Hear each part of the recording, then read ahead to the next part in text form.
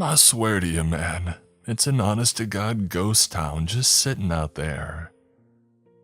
That was the line that hooked us. We had been standing around the pool table in our local bar, playing a few games and downing beers to celebrate the end of the week, when the loud voice of Gerald Wright, a local hunter, filtered over to us, amplified by the sudden web of silence that comes between songs playing over the jukebox. I looked up from the shot that I had been about to take to stare over my shoulder. He was sitting on one of the stools of the bar, talking to another hunter that I didn't know the name of, waving his arms around, a glass of beer precariously sloshing around in one hand. I was out tracking a stellar 4-point buck through the woods, and I looked down the hill to my left, and what do I see sitting in the valley? A ghost town, just sitting silent as a tomb, with the afternoon sunlight glinting off of the roofs and windows.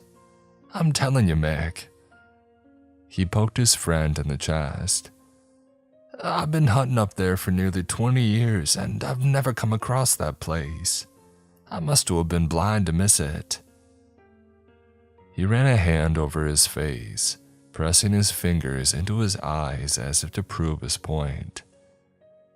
I exchanged a look with Carlos across the table, raising an eyebrow and jerking my head behind me. I could see a look of curiosity etched onto his face in the glow of the lights over the pool table. It was one echoed in the third member of our group, Aaron. He held up one finger and set the cue down on the table, turning around and walking to the bar as the silence was broken by a country song coming on the speakers. I held up a hand to signal to the bartender. Hey Shelley, can I get one more Corona please? I called as she turned her head to me. She nodded and I turned to the two men beside me. Hey Jerry, did I just hear you say something about a ghost town? I asked nonchalantly. The man turned around to regard me with a look of confused irritation, but it melted away when he recognized me. Oh, how you doing, Terry? He said, reaching out a meaty hand to shake mine. Yeah, I was up hunting in the Lincoln Hills, going after what would have made an amazing pair of antlers to mount over my fireplace. And there's, nearest as I can tell, an abandoned, empty ghost town just sitting in a valley below me. He scrunched up his brow and shook his head. The craziest thing, though, place didn't look all that old. I never went down there, but it looked new. He shrugged his shoulders, and as my beer was placed in front of me, I asked one more question as I tossed a crumpled 10 on the bar. Was this near one of the logging roads? I nodded. Yeah, I could see the McKinley logging road off to the right actually. He said and then turned to his friend. Shoot, we should go up there sometime while hunting, Mickey boy. Seeing my exit, I picked up my beer. I slapped Gerald on the shoulder and bid him goodnight, and then I rejoined my friends. You hear that? I asked the two of them as I leaned against the pool table and took a swig of my beer. They both nodded. Heck yeah, man, Carlos said, leaning up next to me. Aaron leaned on his pool cue. What are you thinking, bro? He asked. They both stared at me. I'm thinking, I began. I'm thinking that we got about 5 hours of daylight left before dark. I glanced at my wristwatch. Actually, 5.5 hours. Why don't we take a trip up there and check this place out for ourselves? Do a little bit of urban exploring. They shared a look between them and then shrugged. Beats staying around here all night, Aaron said. Besides, imagine the views that we might get on YouTube for exploring a possibly undiscovered ghost town, Carlos added. This guy had a small but dedicated channel on YouTube where he showed off abandoned towns, mines, and other places, garnering a few thousand subscribers. Wait a minute though, Aaron interjected. Jerry said that it was up near McKinley Road. There's absolutely no freaking way my car is going to make it up there. Neither will Carlos's Explorer.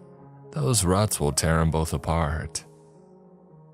I tilted my head at him and then smiled and rolled my eyes. Oh, did you forget I've got my K5 back at my place? That thing will eat up those ruts and dips and make it there and back perfectly fine. They exchanged another look and then both split into grins. Well then what are we still doing here? Carlos exclaimed, downing the last of his beer and throwing the bottle into a garbage bin. Let's go. And with that declaration, we filed out of the bar into Carlos's Explorer, and we drove to my house. Sitting in the driveway was my pride and joy, an almost pristine Chevy K5 Blazer. We all piled into the truck, and after making sure we had all the equipment that we might possibly need, we drove through town and onto the logging roads. Many of them hadn't been used in decades. The lack of maintenance on the roads had caused the dirt roads to become pockmarked with ruts and dips, making it look like the acne-filled face of a teenager. Trees stretched over the road, some interlocking with each other like wooden fingers, and they would occasionally scrape against the roof of the truck with a sickening sound as we passed through thick portions. Very quickly, much of the late afternoon sun became blocked by the thick foliage, leaving much of our drive in the shadows. As we drove, I pushed a CD into the player, filling the cabin with the voice of Willie Nelson. I navigated around the dips and dents, occasionally slowing to a crawl through them, and deep puddles where the road had been partially flooded by the previous night's rain. Aaron sat in the passenger seat, a yellowed, old-as-hell map detailing the logging roads in his lap. I had bought it from a garage sale to help find my way around the backwoods when I went off-roading. Okay, if Jerry was right, it should be about 2 miles ahead of us, and if he saw it in a valley, he pointed to a trough detailed by the map. The only place that I could think it would be here, in Barrett Valley. Carlos poked his head between us to look down at the map himself. You ever even hear about an abandoned town out here before? He asked, the question addressed to both of us. We both shook our heads. For the next 10 minutes, the music was the only thing heard besides the rumble of the truck's engine and the scrape of the tree branches. And then it was broken by Carlos, pointing his finger past us and out the window. Look, he said. It would have been so easy to miss, being almost completely overgrown, but he had spotted something.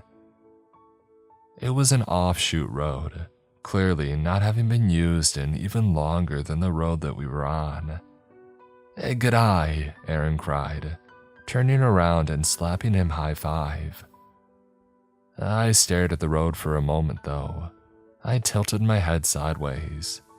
There was a strange feeling that I was getting from looking at it. I couldn't place it exactly, but it just felt unnatural.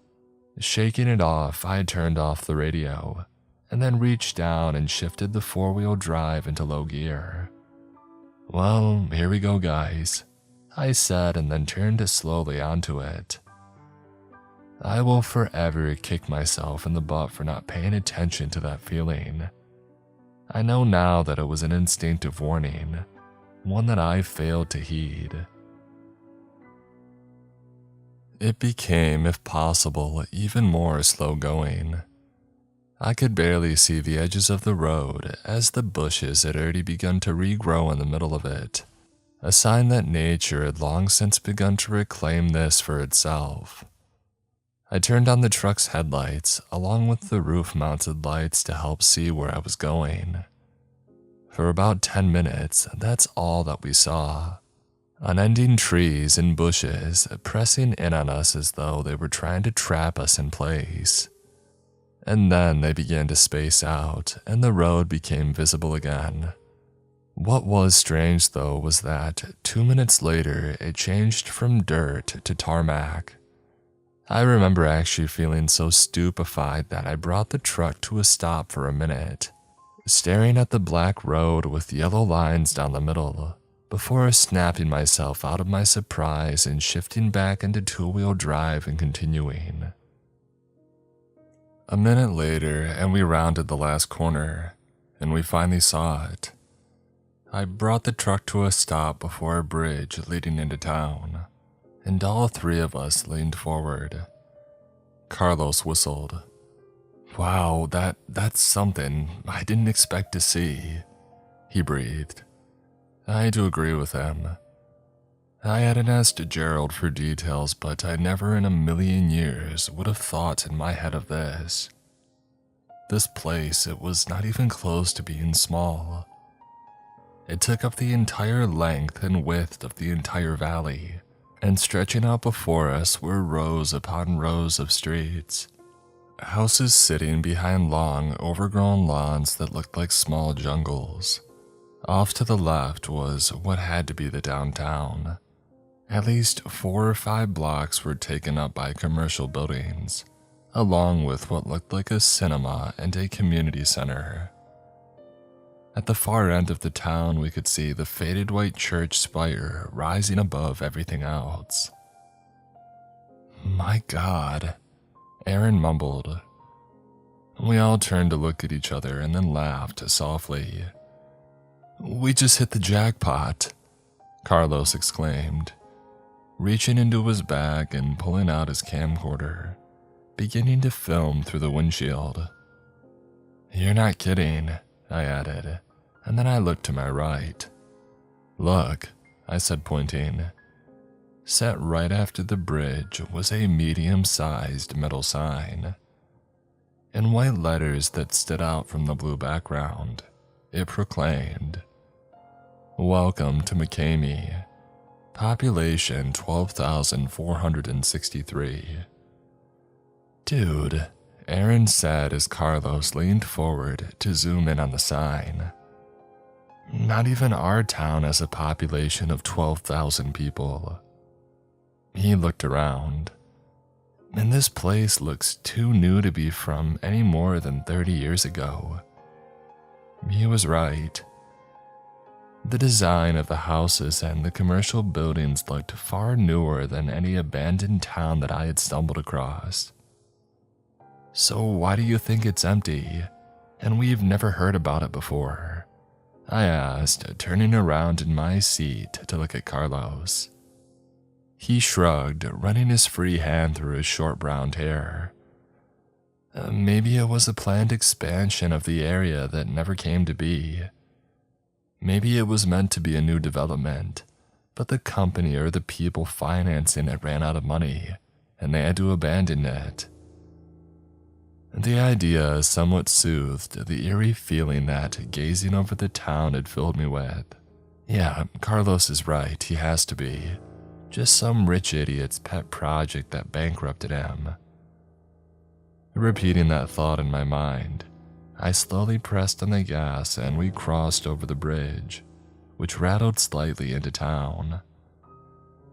Now, if you, during the pandemic, ever got to see how eerie it looked, to see what should have been a populated area completely deserted, take that and amplify it 10 times, and you'll have an idea of how it felt to drive through McCamey. The noise of the truck's engine and exhaust bounced and echoed off the buildings and surrounding hills back at us through the open windows that we had lowered to let the cool air inside, and for Carlos to film. We crisscrossed through some of the residential streets at first, looking to see if we could see any abandoned cars parked in the driveways or anything of the sort, but we never saw anything. All we saw were the houses, all which seemed to have a relatively modern design to them, but aged by the elements, paint ripped off the sides and gutters hanging precariously off the roofs. More than a few had their windows broken. I noticed that some were broken inwards instead of out, as I saw no broken glass among the tall grass and weed-infested front yards. Then we stopped at the church. Its white paint was fading as well, and the front door stood wide open. We could see inside where, visible in the slight gloom, many of the pews had been upturned. The pulpit had been destroyed, likely by vandals, I thought. And the statue of Jesus crucified on the cross was barely visible behind its remains, having been knocked to the floor. I shifted my eyes from the mess inside to the announcement sign at the end of the walkway leading up to it. The glass had fogged up with many years of disuse, but I could just barely make out the white letters which had been set up behind it. Save yourself from the pestilence. God is here to offer you salvation. I couldn't understand why, but I unwillingly shuddered reading it, a chill shooting up my back. The other guys had noticed it as well. What the heck did they mean by the pestilence? Carlos asked, zooming in on the sign. Heck if I know, I said, for some reason unwilling to look back into the church. The shuddering feeling came over me again, to use the old phrase. It felt as though someone had just walked over my own grave. Aaron looked at his phone. Well, we have about 2 hours of daylight remaining. You want to go and check out the downtown? I let out a deep breath I hadn't realized I had been holding and then nodded. Yeah, why don't we go check that out and then get back to town? I honestly don't want to drive those logging roads after dark. They accepted my answer and turned away, but I knew I had been full of crap. It had nothing to do with the logging roads. It was here that I didn't want to be when the sun went down. I put the truck in drive and with just a little too much of a push on the gas, pulled away from the curb. We drove back down the main boulevard towards the downtown area. About 5 minutes later, we had pulled into a faded parking space in the downtown square. Dirty windows concealed the surrounding buildings' interiors, but the signs above, as broken and as dirty as they were, still showed what they had been. Just from our space, we saw a laundromat, a library, the town newspaper building, what looked like a video rental store, a repair garage, a convenience store, and at the end of the square, the community center. Hold on, I said, shutting the truck off and pulling the key from the ignition. Using another key on the ring, I unlocked the center console and opening it, pulled a small black case from it. I opened it, revealing a silver handgun. Well, dang, Aaron exclaimed. I snorted and then held it up as I picked up 2 magazines from the box as well. Beretta 92 FS, Enox, and don't leave home without it. I pulled a holster from under the driver's seat and, with a little wiggling, hooked it onto my thigh. I slapped a magazine into the gun and then clipped it into the holster, stuffing the extra one into my shirt pocket. Not taking any chances, are you? Carlos asked, lowering his camera. I shook my head. Not around here where there's a large wolf population. Last thing that I need is to explore this place and get ambushed by a wolf or a cougar, which took up residence somewhere. Kicking open my door, I hopped out and made my way to the back of the truck as the others followed. I opened the tailgate and reached inside, pulling out another case, inside which revealed a hunting rifle, along with 3 high-powered flashlights. I handed Aaron the rifle along with some extra ammo, and then I passed out the flashlights. Just in case, I said to Carlos, who looked perplexed at the firearms. The guy's only lived out here 5 years. He doesn't know why it's a good idea to carry out here all the time, especially after the Connors incident. I winced as I recalled the wolf attack on the now dead hiker. So, where do you want to start? I asked, glancing at my watch.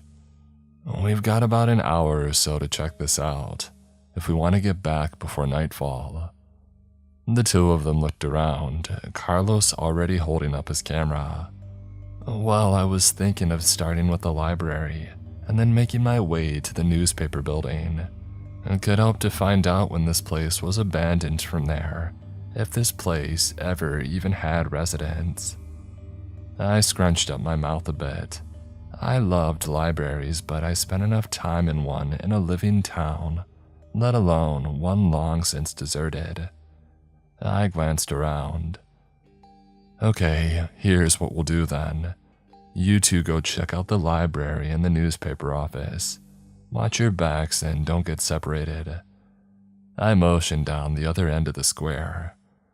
I'm gonna go check out the garage and the video store. Carlos gave me a worried look. How are we gonna stay in touch, though, in case anything happens? I reached back into the truck before slamming the tailgate closed. I handed Carlos a radio. The second, I clipped onto my belt before turning it on. That's how, I said before tapping it. Keep it tuned to channel 4, that's what I'm on. They nodded, and after a final exchange of "be safe," we parted ways. I watched them walk across the road and climb the steps to the massive wooden front doors of the library, and then began walking down the middle of the road after they slipped inside. Now that I was alone, the town seemed to have an even more eerie feeling to it. This place doesn't feel like one that was built and then just abandoned. I thought to myself as my boots crunched over dead leaves which had accumulated on the asphalt, listening to the wind whistle and my footfalls echo. It almost feels more like it had been lived in first, and now it's just dead.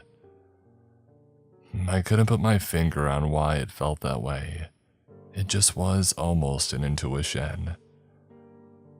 As I headed for the garage, the wind whistled around me, and I felt a shudder go up my spine.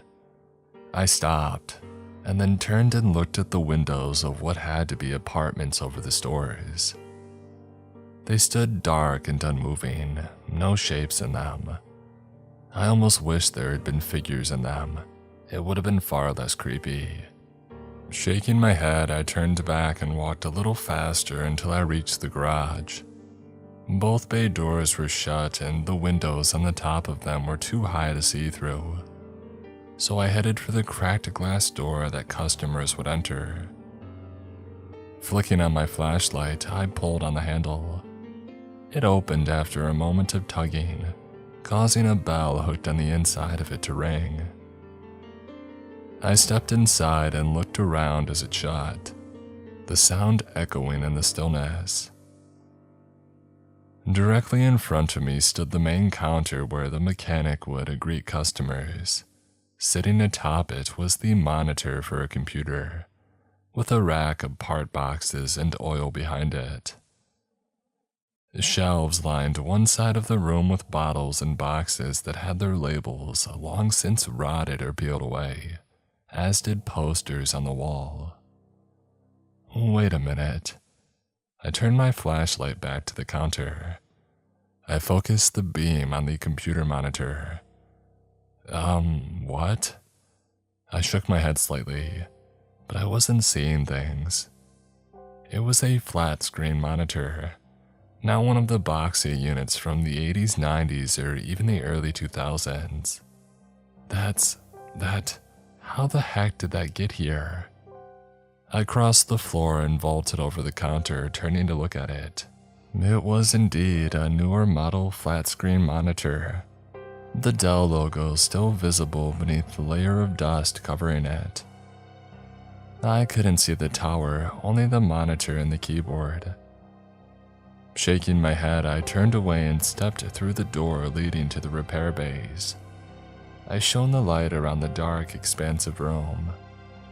A beam glinted off something metal in the far bay. It was a vehicle sitting up on the far left. I crossed the room quickly, stepping over spilled oil and other fluids until I stood just below it. I felt an even larger sense of confusion and shock course through me as I stared up. What is that? I wasn't looking at an older car or a truck. I was looking at a Cadillac Escalade, and not one of the older ones either. It was one of the brand new Escalades, the generation that had only been out for 2 or 3 years now, but it looks much older than that. The undercarriage was coated with what had to be years, if not decades of rust and corrosion, and the paint on the side was faded, as though it had sat outside in the beating sun for countless summers. Feeling a massive sense of unease sweep over me, I stepped around the back and aimed the light at the license plate on the back of the SUV. The sticker on the plate indicating what year it would expire was illegible. It had faded too much to read. The feeling of insects crawling under my skin increases, and I turned and quickly left the garage, banging open the door a little too hard and causing the bell to jangle loudly. The sound ricocheted off the buildings like a gunshot, and I froze for some reason, holding my breath. Another shiver went up my spine and I looked around, but the streets remained empty. Reaching down, I pulled the radio from my belt and pressed the transmit button. "Hey guys," I called, my voice shaking slightly. There's something really rather weird going on here." The radio crackled with static. "Yeah, you're telling me." I heard Carlos's voice filter through. "There's what looks like newer computers at the circulation desk for the library. And some of the books we found, neither of us had ever heard before in our lives." I heard him laugh, still holding down the button. "This place is wild. I've gotten some great footage of it all." I spoke into the radio, willing my voice to stay level. That's great, man. You guys ready to get out of here now?" The answer I received was not the answer that I wanted. "Oh, just give us 5 more minutes, Terry.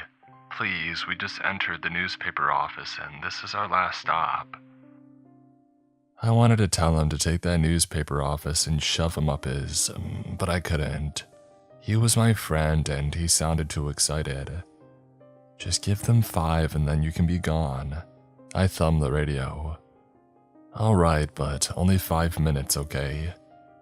"Copy that," I heard Carlos say. But behind that, I heard something else. I heard what must have been Aaron coughing heavily. "Hey Aaron, you alright?" I asked. "Oh, yeah, he's fine. We must have kicked up something from the library floor," he said, and then clicked off the radio. Well, that's great, I thought, sighing and looking around again. A cold gust of wind hit me and I pulled up my collar to shield myself. I hate how this place feels so dead. Not wanting to remain out in the open, I strode quickly back across the square to the video store. Well, I wanted to see in here anyways. Looking up, I could barely make out the name. Nostalgia Video. Pulling open the dirt-smeared door, I stepped inside and shone my light around. There was a circular desk at the front of the store, with aisles stretching out behind it. I began to walk towards it when the light reflected off of something stuck on the inside of the windows. I turned and saw that it had reflected off dust and dirt-covered movie posters. Maybe see what movies they were advertising last. Trying to take my mind off the sense of uneasiness slowly being replaced with dread. I crossed the room and, using the sleeve of my coat, wiped away enough so that one could be read. Stepping back, I stopped, trying to process what I was looking at.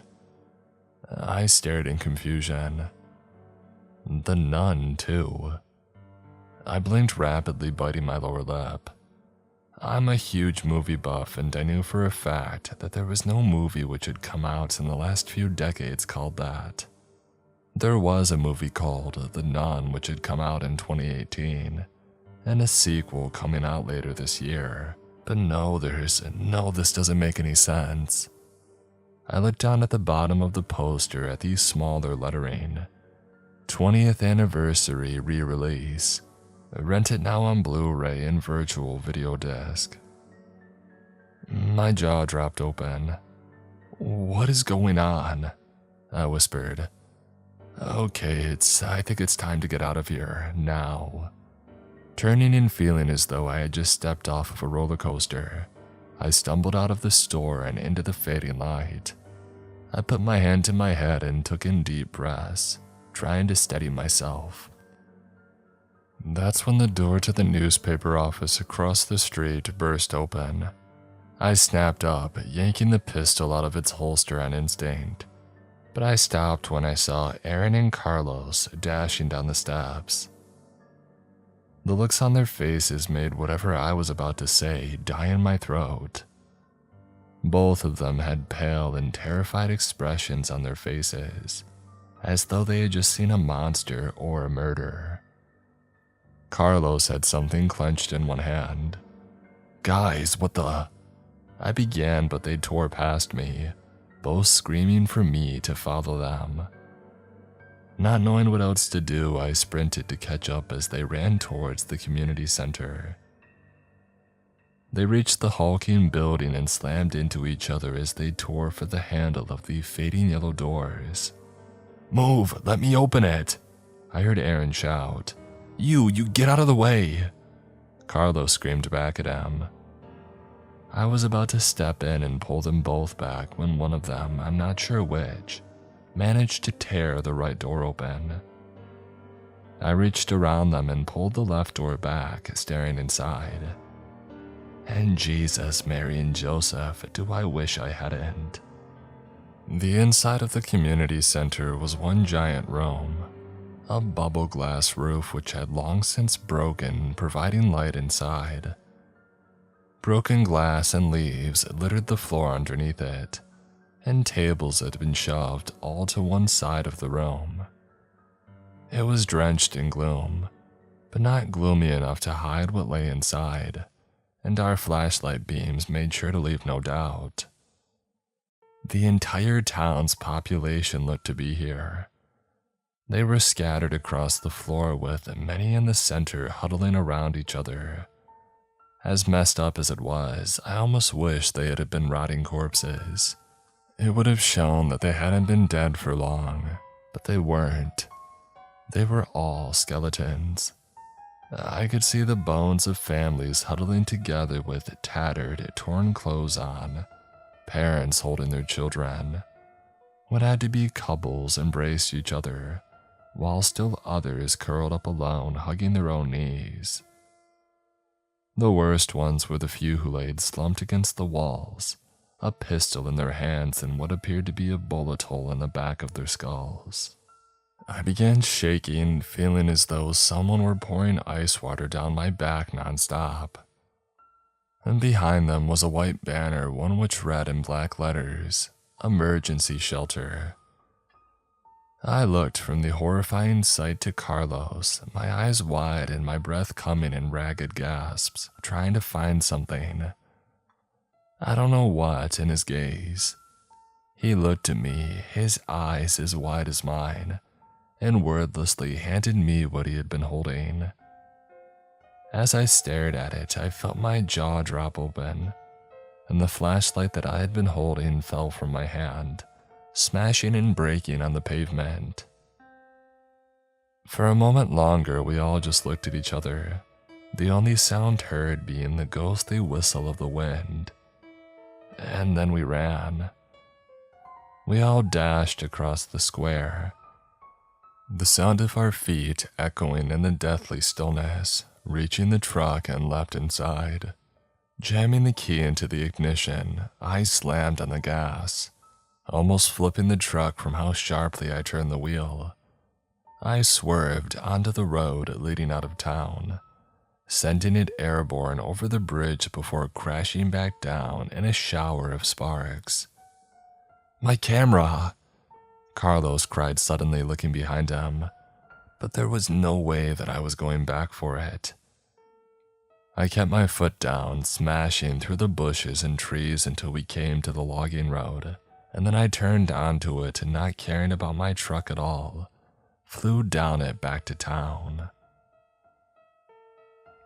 As soon as we had made it back, I immediately drove to the police station. I must have looked like an absolute madman bursting through the doors, but luckily the sheriff knew me and didn't pull his gun on me. Stammering, almost blubbering, I managed to get out what I could. I knew I sounded absolutely insane, but I needed to tell him. I had to. I could tell they didn't believe a word that I said, but even still, they still sent a few deputies up into the hills with their off-road cruiser to investigate. When they came back, they shrugged their shoulders at me. "There's nothing up there, Terry," one told me. "Nothing but an empty valley." I wanted to press, but I let it go. They had just assumed that we had had one too many drinks, maybe even eaten some mushrooms, and ended up seeing things. In the back of my mind, I knew they would never find anything, even though I had wanted them to. There was a reason for it. The object that Carlos had handed me, which I had suddenly dropped as I ran, it had been a yellowed newspaper. The headline read, "National death toll rises to 190 million as president declares martial law." But that wasn't what cut through me like a knife, making me feel as though all I knew and believed about reality was crashing down around me. It was the date at the top of the paper. July 22nd, 2047. That was over a year ago. When they had come back and told us that they found nothing, the three of us made a pact, vowing to never speak again about what we had seen. We all felt that it would be better that way. So why, after all this time, am I breaking it? Why am I posting my experience here and telling all of you when I've spent months trying to drown myself in booze in an attempt to forget? My guess as a warning, for two reasons.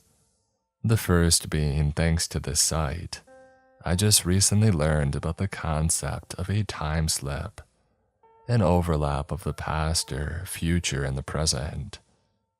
And second, because last week there was a town hall meeting. It was to introduce us residents to a wealthy landowner who had just moved here. I went out of sheer curiosity.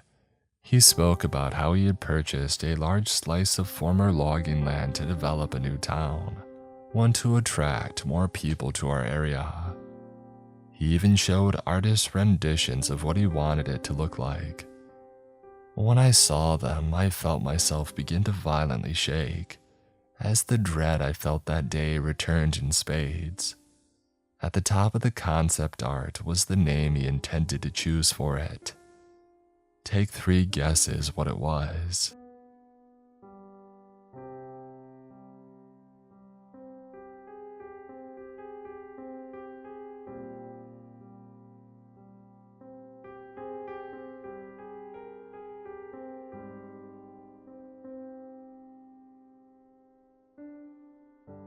Justin Phonenauer, Swaggity Swoot, Lunas TV, Omni Rubix, Dino, yours truly, Andrew Harrington, Malcolm Black, Mark Norman, Damon McCory, Kathy McGuire, SWAT, Mina Lynn, Takio Zarilla, Sleepy Shroomy, Richard French, Miss Eldridge, Jimmy Griffin, Leon Knott, Sonic GMD, That One Woodsman, Talamagara, Meat Casher, Die Screaming,